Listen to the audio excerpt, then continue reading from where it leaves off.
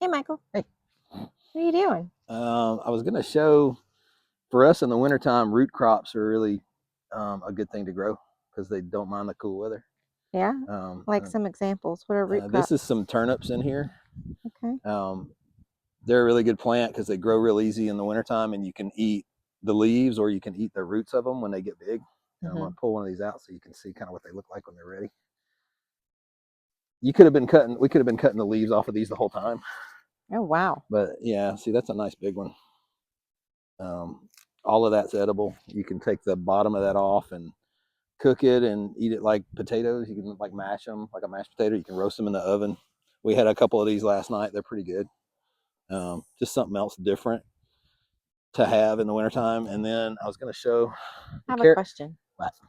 The top parts of those, that's the turnip green, Yeah. like the green leafy top. Mm-hmm. So you can kind of cook those. You can cook them like spinach or any other kind of green. Just braise them or stir fry with them. You can put them Okay. in soups. You can do all kind of stuff. They're super nutritious. Any of those dark greens are really good for you. All right. Good Did you have thought. to do any special preparation? Did you start these from seeds? I started them from seeds because it's such an easy plant to do that way. They have tiny little seeds, but they come up really quick, just Mm-hmm. a day or two usually. Start them in like 1st of November, end of October. It makes a really good cover crop for me in the wintertime because they'll grow through the whole winter. Mm-hmm. We can kind of pick and choose as we go. And then whatever's left, once it starts warming up, I can kind of shred this up and put it back in the beds, and all that'll break down and feed the next plant. Do you start these kind of how you do your tomatoes and those little pre-seed things, and then you put them in here, or you just put the seeds No, straight? I'll actually just scratch a little furrow, like a Mm-hmm. little trench that's maybe an inch deep. Um, put down some pre-plant fertilizer first, and then just sprinkle the seeds in there. And you can plant them really thick. I don't even really try to do like one seed. I'll just put like a, Several. yeah, just kind of sprinkle them along it, cover them up with a little bit of dirt, and just keep them wet. And within just a few days, like I said, they're one of the fastest sprouting crops. Is there different types? Yeah, there's different types. This is probably the most popular. The variety is called a purple top white globe. Oh. I don't know why they call it that, other than the top of these are purple. See, it's purple, and then the bottom is That makes white. sense. I'm assuming there are types that you can grow because a lot of people don't like the root. They think it tastes a little too strong. Mm-hmm. There are some what they call top only or green only turnips that you can grow that the root will just stay small and they'll Gotcha. just make greens.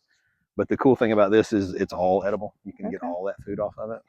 And if you trim the leaves as they're growing, it'll still keep on growing. It'll keep putting on more leaves and the bottom will still get big. That one's probably a little bit bigger than I would like. I like more like a tennis ball size, Mm-hmm. but that's plenty good to eat and it's nice and firm. When you first started, you said that these were good crops at this time of year. When did you plant the seeds? I can't remember exactly. I would say late October, Okay. but as long as the soil temperature is still in the 60s or 70s, which our time that time of the year for us, it's actually a little bit warmer than that. They'll sprout really quick. And they can take some warm weather, cool weather swings. The frost really doesn't bother them. You can get a hard freeze, it really won't bother them. Once they get up to this size, nothing really bothers them. Oh, cool, cool. It's just that's why I said it makes such a good cover crop, is because you can see it's completely leaves. There's no room for weeds to grow in there. So this growth has been since October from a seed. Yeah, but they've looked like this for a couple of weeks. Okay. So yeah, they'll get big and bushy within about a month, and then the roots will slowly start to grow. It Okay. takes a couple of months for the roots to get to that size. Do It's a you have to fast grower. do you have to do anything special while they're in, or they just you just No, water them? How no, often? it's one of the easiest things you can grow. That's kind of what I was getting at. As long as it's not too dry, and Mm-hmm. I mean like once a week, Oh, wow. give them a little water. Once they get up some size, now when they're small, you want to water them because you don't want them to dry out too much, and they don't have a lot of root system. But you can see, and this broke off, but you see how long that tap root is? Mm-hmm. That goes all the way down. You can see it. That's touching this inside that bed. So if this ground's even damp at all, it can get to that water. It'll just keep growing. Okay. The end of it broke off. It was actually longer than that. Very cool. That's a really cool thing, not just for water, but it's also really good for what's called nutrient scavenging. These plants can reach down into the ground, like the actual ground, and pull up nutrients that other plants don't have roots deep enough to get to.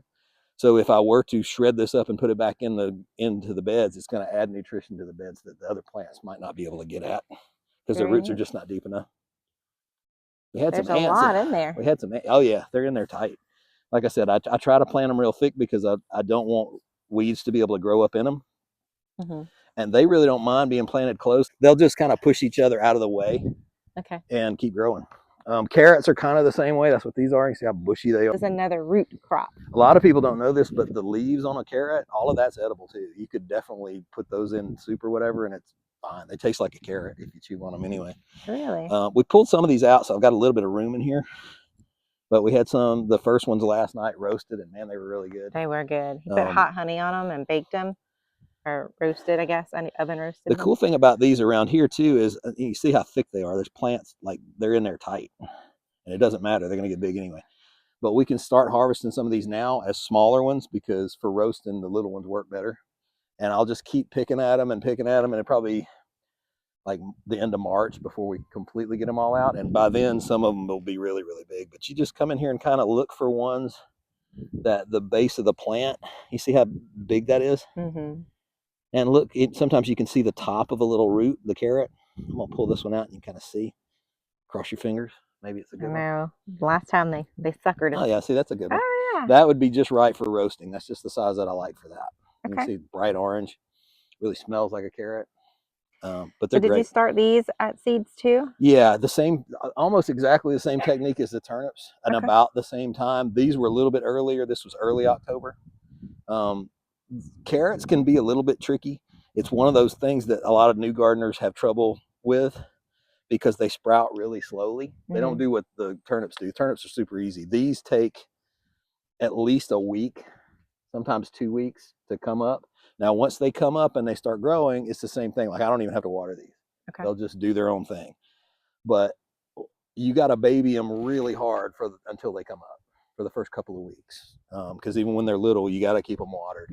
But once they get going, and I found a type, you keep playing around with it till you find a variety that works really well for your area. And this one, I'm going to stick with it. This particular one's called Envy is the name of the variety. And it makes a nice big carrot, but they mature quickly too, because we're not even to the first of the year yet, and I'm already getting edible carrots out of it. So very cool. Pretty neat. All right. Bugs Bunny would be grateful. Yeah, we'll get a lot of food out of these two beds. We have the cabbage. Cabbage. I did those from seeds too, but I started them in the little trays because you really kind of want to be able to space those out, like give them some room so that they'll get bigger. You can see how big those plants get. When I put them in there, they were about this big. Wow. But they will end up, you can see how wide that is. Yeah, like a whole cabbage patch right here. They'll fill up a bed. That's just, what, like 5 of each. The red ones take a little bit longer to make heads, but you can see they're starting to try to head up too. Now, is there a preference for New Year's between the regular cabbage and the red cabbage? Is there different meanings of some sort? I mean, I don't know. It kind of depends on where you're from. Most people just say some kind of green. Out in Louisiana, cabbage is the thing. But if you go to other places like Georgia, where I'm from, most of the time it's collard greens or turnip greens, just some kind of green. It's symbolic. As long as you don't do laundry. Yeah, you're not supposed to. I don't know if that's really a thing or if that was just somebody didn't want to do laundry that day. Drop a comment if you guys are also not doing laundry on New Year's because it's supposed to be bad luck. Yep, that's what they say. All right, those are beautiful. I look forward to having that as our health, wealth, and happiness. Yeah, we'll probably grill some of these. I like them like that. And then we have the broccolini, right? This is some of my favorite. We had some of this last night for dinner actually, and it is it's good. Super good. Yeah, even those little plants are really starting to. You can see they've got the little florets on them. And the Kate even ate them last night. They're really good. They really taste good. It's better to me. I like it better than regular broccoli. The flavor is a little bit milder, and it'll make a lot more over time because those plants will just keep putting on more and more side shoots like that. About once a week, you can come in here and pick them. Glad we have these because I don't know if you guys remember they froze solid last year. The snow of 2025. Yeah. They didn't make it, so I was excited to have some this year. Well, babe, it looks like you have been doing some work on this in between. Some of it was with one arm, but yeah. that's good. That's getting there. Yeah. everything seems to be doing really well. So, well, unless we get some kind of crazy weather, I think we'll have a bunch of food this winter. don't be a weenie. Go like and subscribe.